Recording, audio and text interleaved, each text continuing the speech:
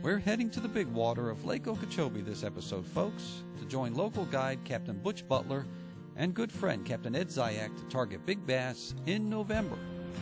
My first stop on a rather frigid morning was to meet Butch at Garrett's Bait and Tackle on US 441.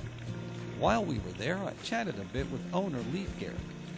Leif, how long has Garrett's been in business? Since 1972. What's your busy season right now? Yeah, it's starting right now through about April. Fishing, how has it been since the cold front? I mean, it just came in this weekend. Have fish still been caught? This is the first cold front of the season in here? Yeah, first cold front of the season. It's dropped the temperature a little bit, but it ain't hurt them too bad. Now, Lake Okeechobee is a big place, and so it probably has a number of bait shops around, but this one seems to have a lot of stuff in it. Yeah, my grandma started this, in 72, so it's been a family business, and, we've just been the local store, There's only one other thing I need. That's coffee. We got that, too. Stay tuned, folks. My first big trip on the Big Lake O is coming up.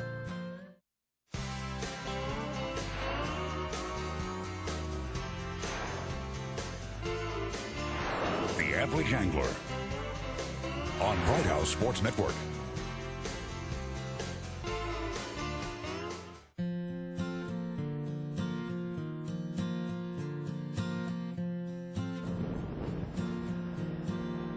Following Butch along 441 to Lakeport, I got the occasional glimpse of the high berm that corrals Florida's biggest lake. I wondered what she looked like on the other side.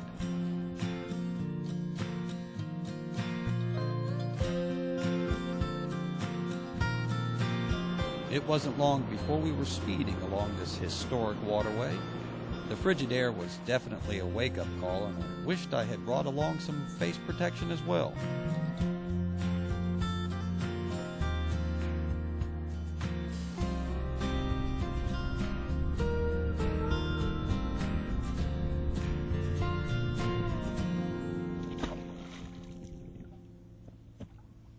We're going on a bobber?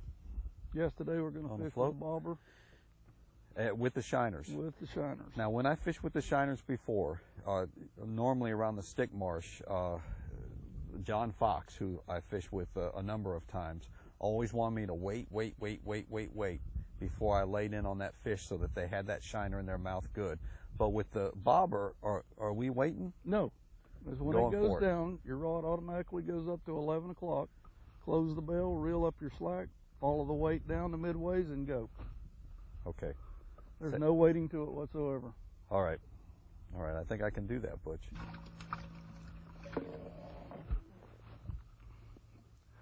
This one here is a little different. We're going to try to fish on the bottom for them. Look at there. It's down, isn't it? Follow it. Whoop. Open your bell. Let him have a little bit of line. Now go it. Whoop.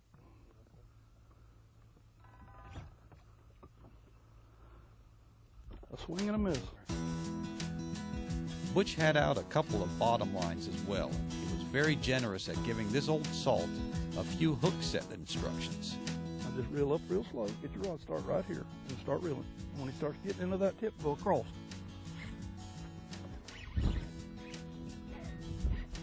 Fight the fish with your rod. That's a good fish.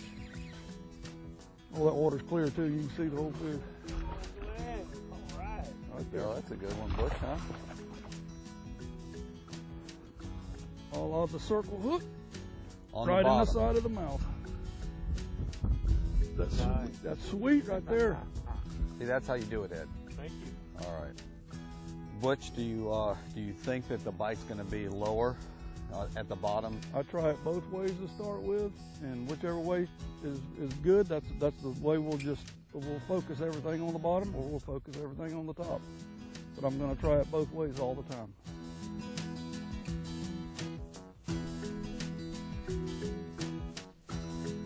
Butch, I see that you have a leader on here. How thick is it? It's a 40-pound leader and 65 main line.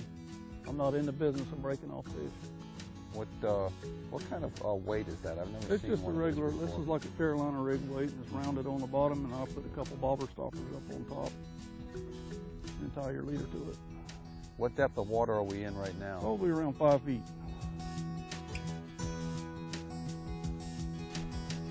Now that I had broke the ice, I wondered when Ed would stop playing around and get on board.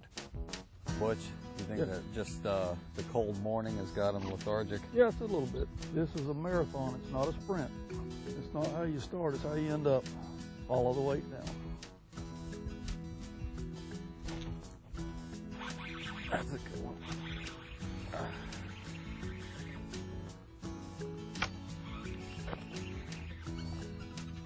Had that over there for a while. Finally, somebody came to look at it. Here it is right here.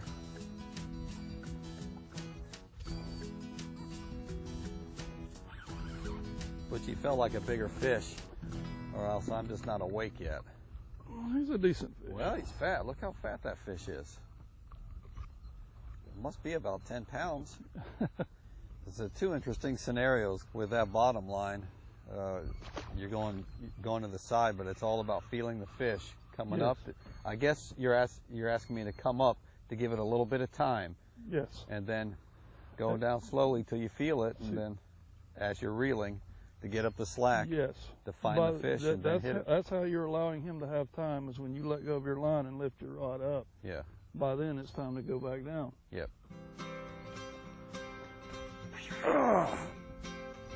There's a big one. There's a good one.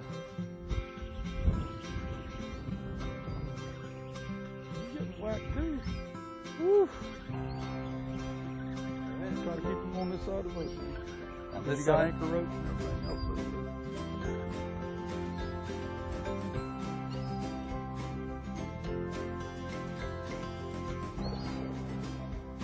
We got a double coming in. Ooh, look at that one. How about that one, Butch? Better? Nice.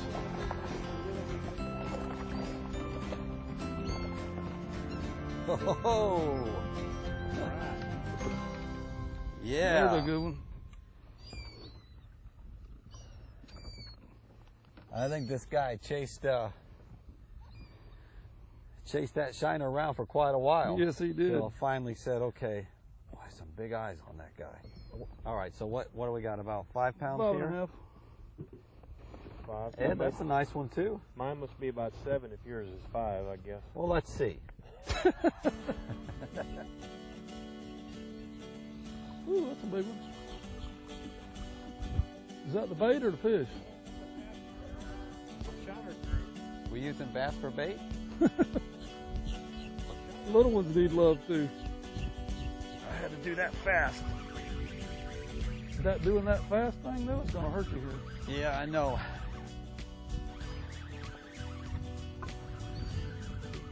It's a decent one too. Yeah.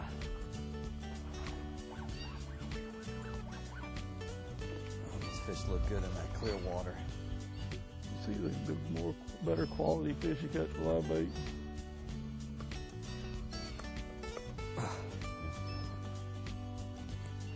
Yeah, that one crashed it. Oh yeah, look at that. Oof. There he Well done. goes. You think he'll swim again, Butch? Yeah, maybe in another lifetime. Look at him. Good one? Haven't seen it yet. Yeah! Ed Zayak. Put it to it. That's a good fish right there, buddy boy. You got to have confidence in the spot to wait it out, let them warm up, and then they come to play.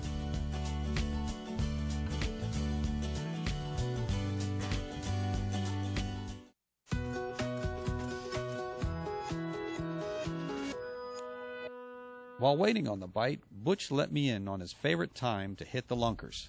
I'd say I catch most of my big fish between 10 o'clock in the morning and 2 in the afternoon, right in the middle of the day. Why is that? It just seems like they're big and they're lazy and they're not going to get out and compete for food with those little fish that are faster than they are. So right now, in this area that we're at, there could be big fish down there. There's definitely big fish in there. And they're just letting the little ones. Yes, they're feed very up. selective. Those big fish are very selective feeders. When you come along a place like Lake Okeechobee, it's so big. How do you scout it to find the congregated fish? Well, that's the thing, is finding congregated ones, because those other ones are everywhere. And it's a process of elimination. You go along casting plastic worms or just whatever you want to throw, and you try to find a place where you catch. Look at that big one rolling on that one. You try to find a place where they're concentrated at, is what you're looking for. Yep, All there right, it go goes. up 11. Oh, nope. Golly. Oh. He's down. He got Look, it, didn't you're he? getting whacked too, Ed. It's automatic. When you come down to midways, it's time to go. Yeah, I was So kind of you sloppy got to on stay that up one. longer. This guy, look, this water is pretty clear. I can see him far down there. That's a decent fish. It's not the one we're after, but it'll do. It's bigger than the one you had 2 minutes ago. It'll do. Perfectly hook shiner.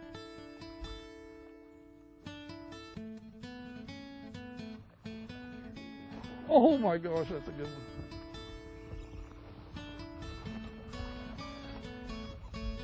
Send it. Oh, nice one, Ed. Yeah. I thought it was bigger than that. I thought it looked bigger when it jumped first. It just got whacked. Still wait. Now, just remember, my way works 99.999% of the time. Come on. Whoa, yeah, baby. That's a good one too. That's a good fish. Good fish. I got the tournament one. Where's my 50 grand? I think you made a big comeback with that one. Wow. See, this is Oh. like, Oh, yeah. There's Look one at we want that. right there. There's one we want. Woo! Holy mackerel. Woohoo! What, we sized up, didn't we? Yeah, that's about a 6.5, 7 pounder right there.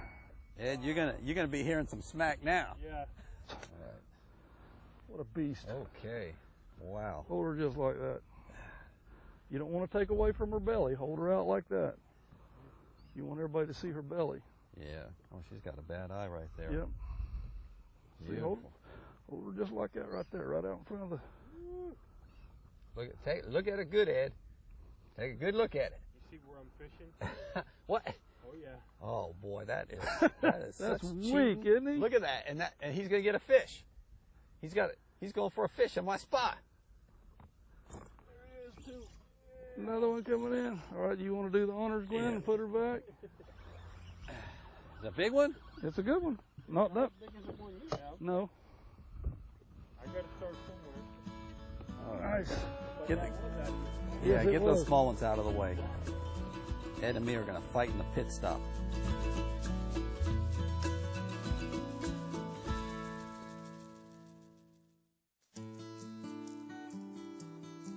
Are they spawning right Yes, now? yes, they're getting ready to spawn. How many These- times a year do they spawn? Every full moon, a new bunch will come in. Every full moon and every new moon, all winter long. What's that helicopter doing? Butch? He's looking for water hyacinths so they can go tell the airboats and spray.